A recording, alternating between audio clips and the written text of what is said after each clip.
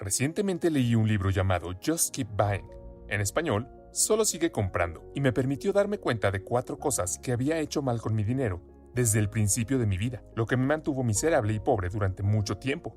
Error 1. ¿Cómo tener más dinero? La mayor mentira en las finanzas personales. Déjame hacerte una pregunta. ¿Cuál de estos 2 hombres crees que quema más calorías en un día? Sé que este es un video financiero, pero todo tendrá sentido pronto.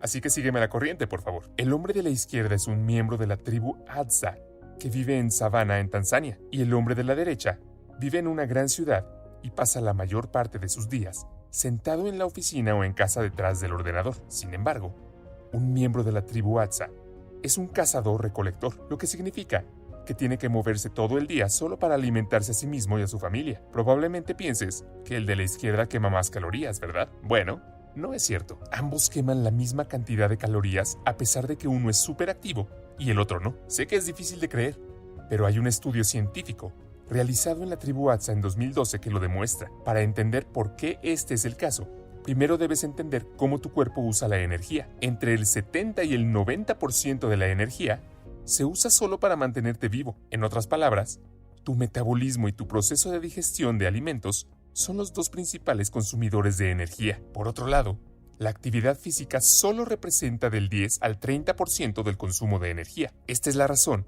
por la que luchas por perder peso a pesar de que vas al gimnasio y te mantienes activo todo el día.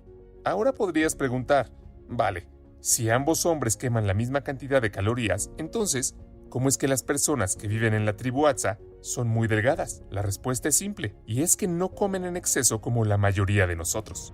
Durante años, nos han dicho que si quieres perder peso, necesitas hacer ejercicio y hacer dieta. Sin embargo, la investigación realizada en la tribu Hadza muestra que hacer ejercicio no es una herramienta para perder peso, es una buena herramienta para un estilo de vida saludable, como dejar los cigarrillos, pero no es una herramienta para perder peso. Tu dieta es lo que más importa. Ahora, ¿por qué te digo todo esto en un video financiero? Bueno, al igual que hay 2 ideas convencionales para perder peso, ejercicio y dieta, también hay 2 ideas convencionales para tener más dinero, reducir gastos y aumentar los ingresos. Acabamos de aprender que para perder peso la actividad física juega un papel muy pequeño, por lo que tenemos que centrarnos en la dieta. ¿Qué tal tener más dinero? ¿Sería posible que una de esas 2 formas sea menos efectiva, pero en la que se nos ha dicho que nos centremos? La respuesta es sí. Reducir los gastos no es el camino a seguir, pero todavía hay toneladas de artículos y libros al respecto. Yo mismo incluso he leído y resumido algunos de esos libros en este canal. Hay 2 problemas principales con la reducción de gastos. 1. Reducir los gastos tiene un pequeño impacto, al igual que el ejercicio en la pérdida de peso. Después de todo, solo hay algunas cosas que puedes cortar. Cuando empiezas a ir al gimnasio, pierdes unos kilos bastante rápido, pero luego te estancas. Algo similar sucede con la reducción de gastos. 2. No funciona en absoluto para las personas de bajos ingresos. Hay muchas personas que necesitan pedir prestado a finales de mes para cubrir sus gastos hasta que llegue el salario. Si ganas $1,000 al mes, pero tus gastos son de $1,100, ¿dónde puedes reducir los costos francamente? Todo esto no significa que tengamos que ignorar por completo recortar los gastos e ignorar los libros escritos al respecto. No, reduce los costos donde puedas y supervisa tus gastos regularmente para asegurarte de que no estás tirando dinero en cosas innecesarias como suscripciones olvidadas, pero usa tu energía principal para aumentar tus ingresos. Por supuesto, aumentar tus ingresos es mucho más difícil que reducir tus gastos, pero es la forma más efectiva.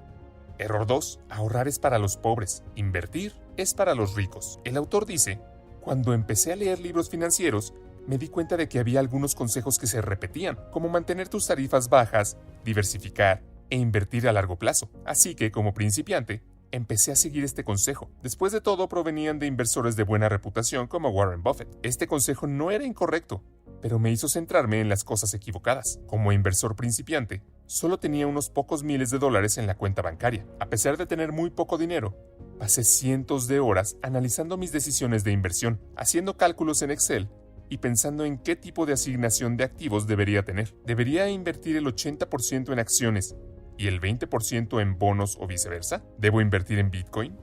¿Qué hay de los bienes raíces? A pesar de analizar en exceso mis inversiones, nunca pasé tiempo analizando mis ingresos y gastos. Salía regularmente a cenar con compañeros del trabajo y gastaba fácilmente $100 la noche. Piensa en lo tonto que fue este comportamiento. Con solo $1,000 de activos invertibles, incluso el 10% de rendimiento anual, solo me habría ganado $100 en un año. Sin embargo, regularmente soplaba esa misma cantidad a la hora de salir a cenar. Simplemente al no salir por una noche, podría haberme ganado la misma cantidad de dinero que los rendimientos de inversión de un año. ¿Puedes ver cómo se estropearon mis prioridades financieras? Ahora compara esto con alguien con $10 millones en activos invertibles. Si vieran solo una disminución del 10% en su cartera, perderían $1 millón. ¿Crees que podrían ahorrar $1 millón en un año? Muy poco probable, ¿verdad? Esta es la razón por la que alguien con $10 millones tiene que pasar mucho más tiempo pensando en sus opciones de inversión en comparación con alguien que solo tiene $1,000. Así que, como puedes ver en esta comparación,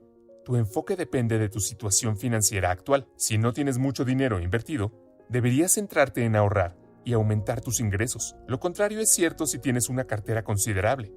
En pocas palabras, ahorrar es para pobres, invertir es para ricos.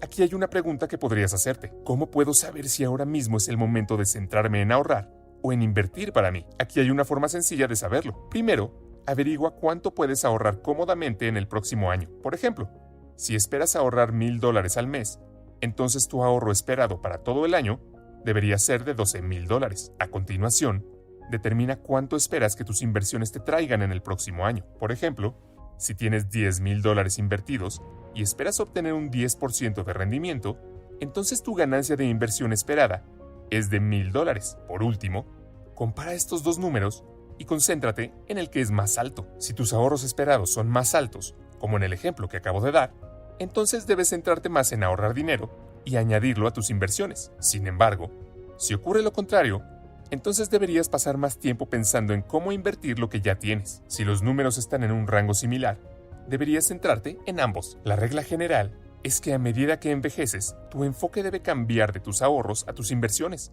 porque cuando seas mayor, tendrás más dinero invertido, y eso significa que tus rendimientos de las inversiones superarán tus ahorros. Ahorrar importa mucho al principio de la vida.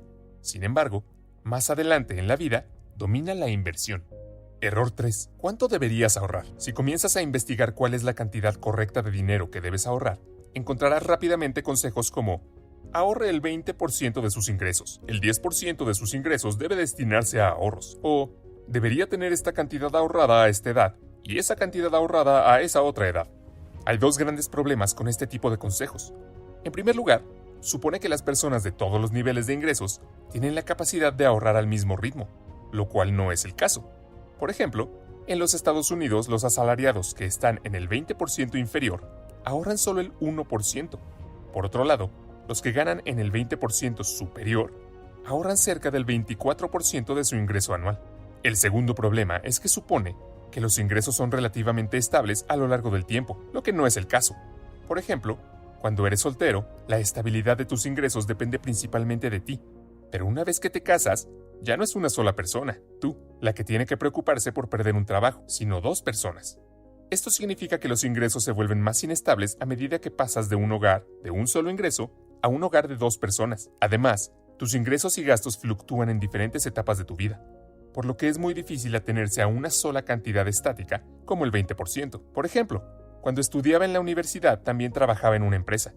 Desde que era estudiante, podía quedarme en un dormitorio en una habitación compartida y comer en la cafetería de la universidad bastante barato. Esto significaba que podía ahorrar fácilmente el 50% de mis ingresos.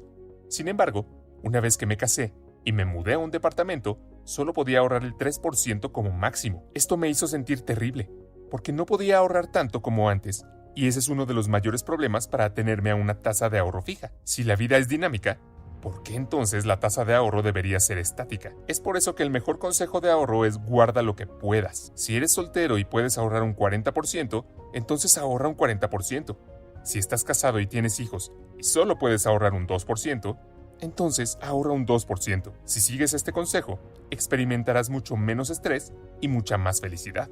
En general, el dinero es un tema estresante para muchas personas, y uno de los factores financieros más estresantes comúnmente es si se ahorra lo suficiente o no. Así que la lección 3 es ahorra lo que puedas.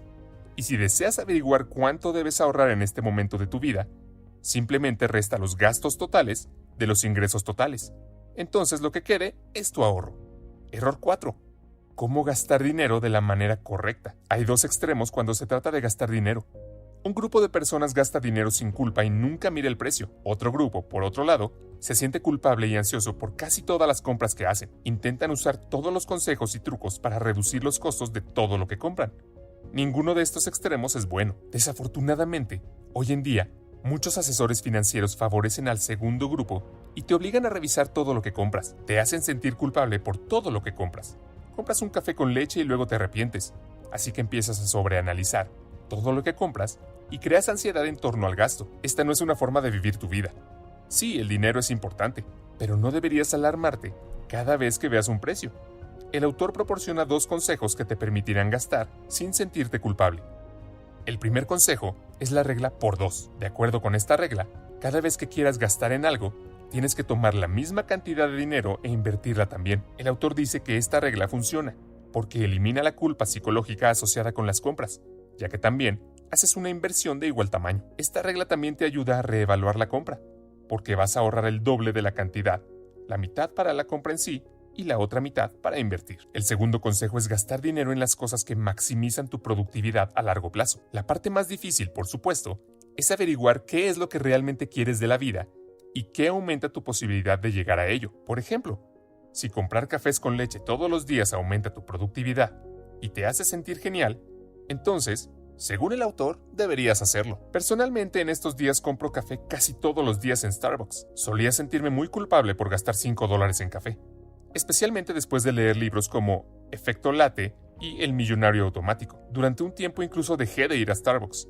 pero pronto me di cuenta de que era un error. En primer lugar, me distraigo mucho si trabajo desde casa. Soy más productivo si trabajo desde Starbucks. Starbucks también reemplaza la necesidad de alquilar una oficina, porque cada vez que compro café, trabajo allí durante al menos 4 horas. Por lo tanto, para mí comprar café en Starbucks me ayuda a ser productivo y aumenta mi productividad. Para ti podría ser otra cosa cuyo costo puedas justificar fácilmente. Por supuesto, todos podemos usar la falsa justificación para convencer a los demás, pero no podemos mentirnos a nosotros mismos. En el fondo, sabrás cuándo el costo no está justificado. Esto suena a cliché, pero el mejor método de gasto es el que más te convenga personalmente. Necesitas tomarte el tiempo y analizar tus gastos para averiguar cuáles aumentan tu felicidad y cuáles no. Las investigaciones muestran que es más probable que gastar dinero de las siguientes maneras aumente tu felicidad en general. Experiencias de compra, regalarte a ti mismo, en ocasiones, comprar tiempo extra, pagar por adelantado como vacaciones, con todo incluido, gastar en los demás, etc.